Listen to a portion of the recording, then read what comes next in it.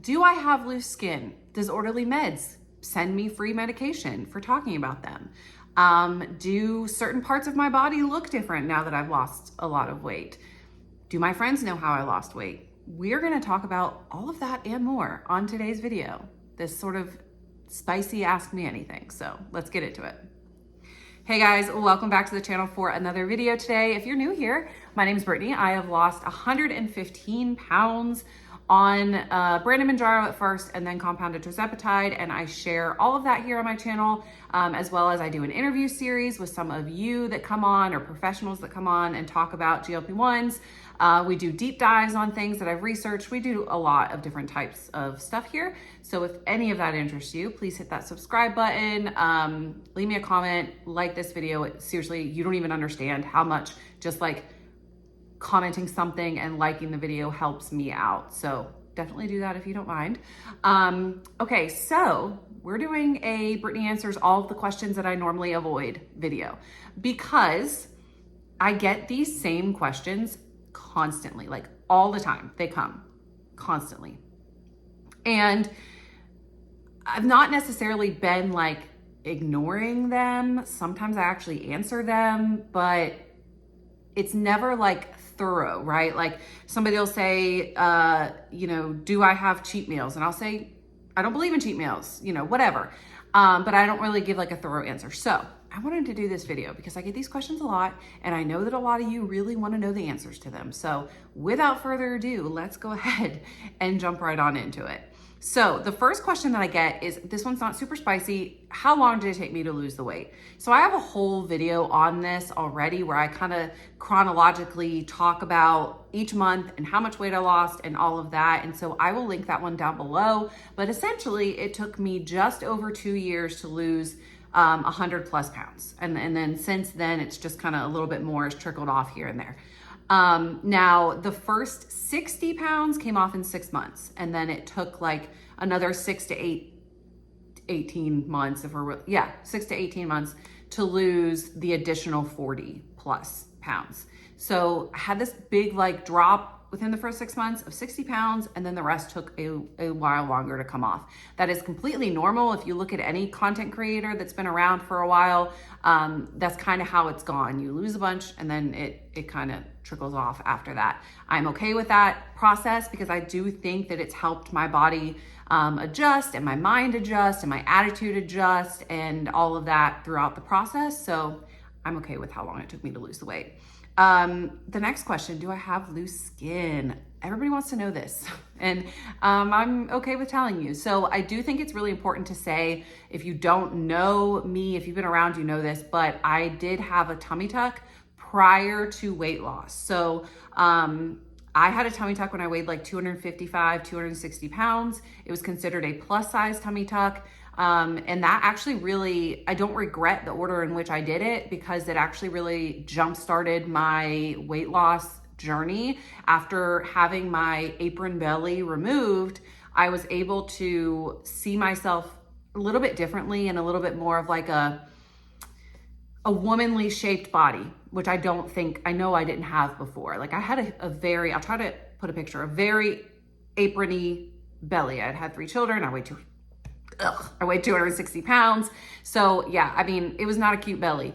And so I think doing that first, which I've actually made a video on this as well, like, do I regret the order of my tummy tuck, which I can link below, like a full video. But essentially, I think it allowed me to see myself differently, to see a feminine figure. And then I took it further after that by starting Mounjaro. So I did have that tummy tuck first. So with that being said, I don't have any loose skin at all on my stomach. So I will stand up like kind of quickly and show you what in my sweatpants, what my stomach looks like with my bikini tan line. So this is my stomach. I can pinch a little bit sideways. And remember, this was all done prior to losing 100 pounds, okay? So, or 115 pounds. So I don't really have that issue on my stomach to the point where I would consider doing anything about it at all. Now, where I do have loose skin, there are a couple of areas that I do. My arms are one. Some of you comment on that sometimes, and you know what? That's fine. I have that, okay? Now, could I maybe make this a little bit better? by lifting weights and stuff. Yeah, but at this point in my life, I kind of do what I want. I've always done what I want to do. Let's be honest here. But I'm just really in this like enjoying life, doing what I want to do type of thing. And so that's not a priority of mine right now. And so I kind of just deal with my bat wings. Okay. The other place that I do have some loose skin is on my thighs. You mostly can see it obviously when I'm wearing shorts, and when there's like bad lighting, right? Like, in the changing room or in the dressing room for my daughter for swim practice, that light in there is awful. And there's a full length mirror. And every time I walk in there in shorts, I'm like, oh, all the cellulite. So yeah, you can see it sometimes. I'm sure it moves when I walk. It does not bother me. Again, could I fix it with some squats? Maybe some, I don't know. I do think that I'm going to be investing in a weighted vest. So I've actually already got a couple in my Amazon cart. So I'm going to look into them, buy one or two, try them out. And then maybe I'll bring that to you guys to see, like, to give my review on it. But yeah, I'm purchasing it with my own money and all of that, but I do want to try that out because I think just adding a little bit of resistance might be helpful overall for me. But as far as loose skin, I don't really care about it. I would so much rather have some loose skin on my arms than be 260 pounds again. So that's just kind of where we're at with that. Number 3, does Orderly Meds pay me, or I'm sorry, they do pay me. We'll get into that. Does Orderly Meds give me free medication? I get asked this so much, or not even so much like asked it, but insinuated that because I talk about them, because I'm an affiliate with them, and recommend you guys to them, that they give me free medicine. Now, there are some telehealth companies that do that, or that do that in a roundabout way. I actually thought that it wasn't even legal, but I don't know. So Orderly does not. When I go in to check in on my portal, the same way you guys do, I pay $2.99 because I have the full 25% discount, which I actually think I'm going to lose in like 2 days if I don't order. So I need to do that. But I pay for my meds when I go in there and order them, $299. Okay. They do, however, when people are referred and when I sign people up, I get a one-time commission off of that sign up. And that is how most of the affiliate programs work. Actually, some of them even offer like residual payments for every time you check in. Orderly doesn't do that. So there's no like constant being paid off of the people that you referred. You get a one-time commission, and that is that. So it's, to me, 2 separate things. So I have the work part of it where, I've promoted them, I do the research on them, and I give it to you guys and allow you to make your decision, and I share my links.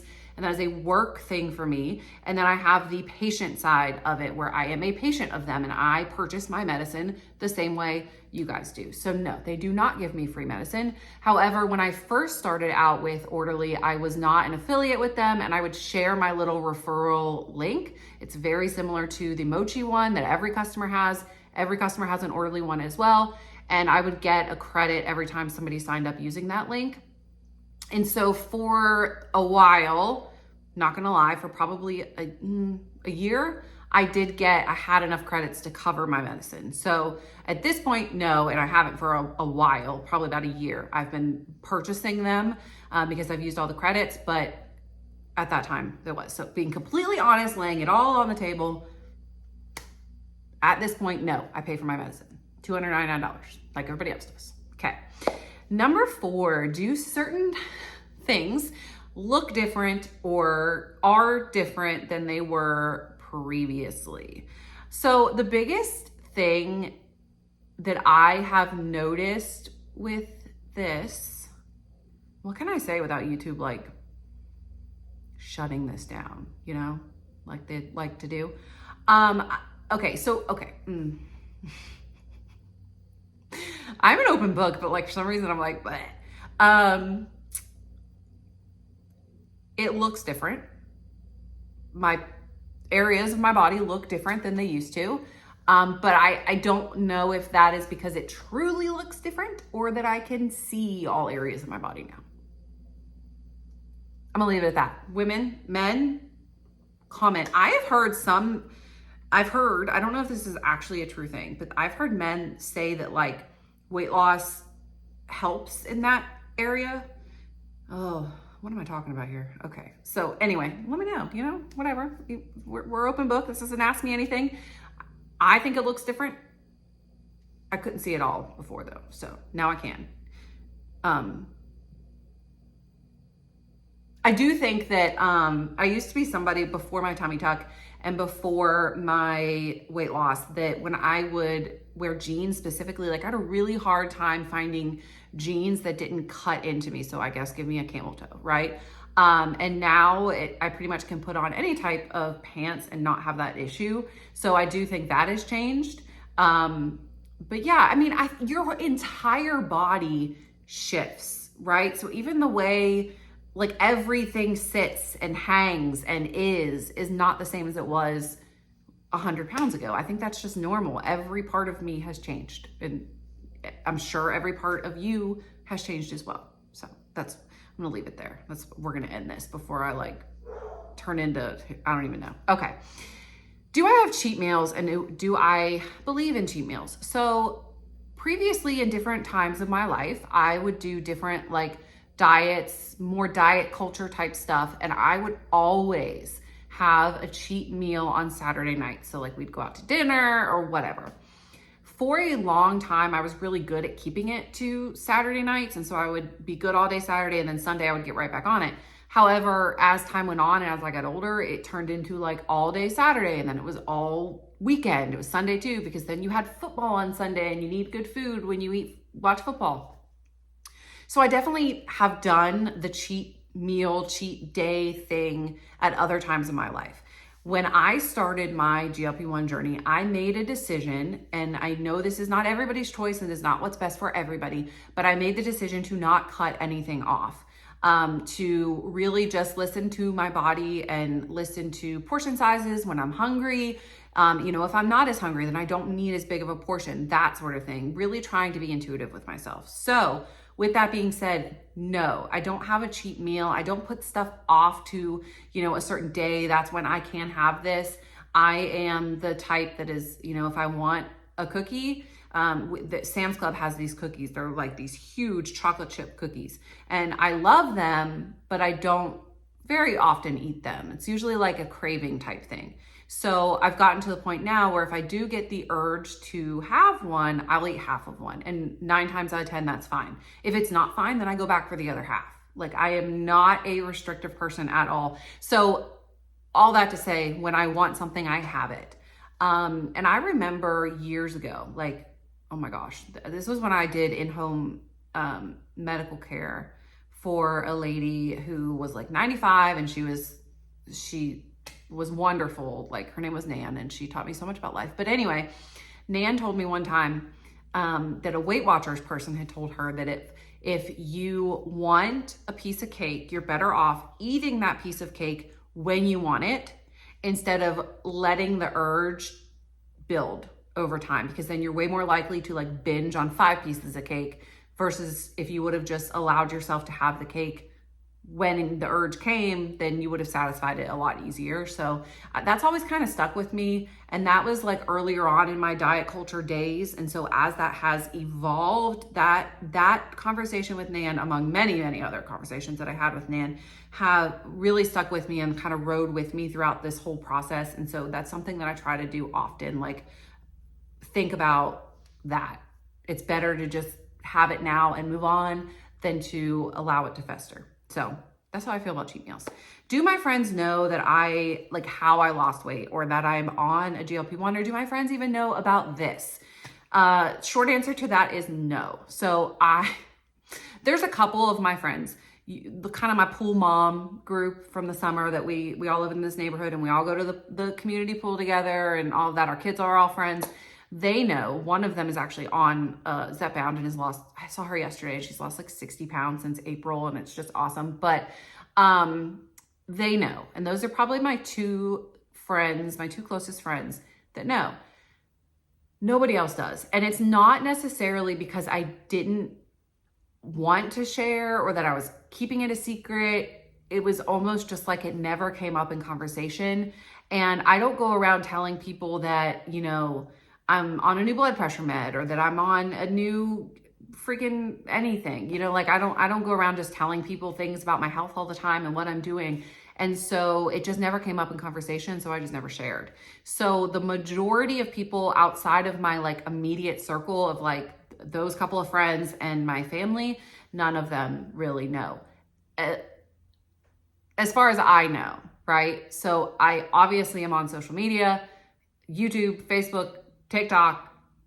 More people might know than I know about, but they don't say anything to me about it. And yeah, same thing with like, do they know about YouTube? I don't know, maybe. Nobody says anything, you know, if they do. I've had some friends that aren't really my friends anymore. And there's one in particular that like her, and I've talked about her before. This is my friend that was LDS, or she is LDS. She and I, we went out shopping one day, like, I don't know, it's been like a year and a half now at this point. And we had a great shopping day. We did like Easter basket things for our kids, and it was great. Like we hugged each other when we left and everything. I have not talked to her since. And, I'm like really stubborn. So I'm like, well, I'm not going to reach out if you're not going to reach out. And so I think that it just being in that community, in that space is very different. And I know, if you know, it's just very different. And I think that she had to take a step back, and that's fine. So maybe she knows, I don't know. I don't really care. I'm at the point in my life now where again, I do what I want to do when I want to do it. And that's what I do. And so if you are somebody that doesn't fit into that or doesn't want to be a part of that, then that's fine. I mean, I can't force you to be, right? I saw a quote or like a TikTok yesterday that said, why do you care so much about what people think? They're going to forget about you 10 minutes after you die anyway. And that really hit home, because if you really think about it, most people are going to forget about you 10 minutes after you die. So what's the point? What's the point in worrying about what every single person thinks about you? Like I care about what my husband and my children think about me, and I care about what my immediate family and my immediate circle thinks about me. The people that are going to remember you, right? That's what we should care about. And so, no, a lot of them don't know, or if they know, they don't talk to me about it. And that's just what is life, you know?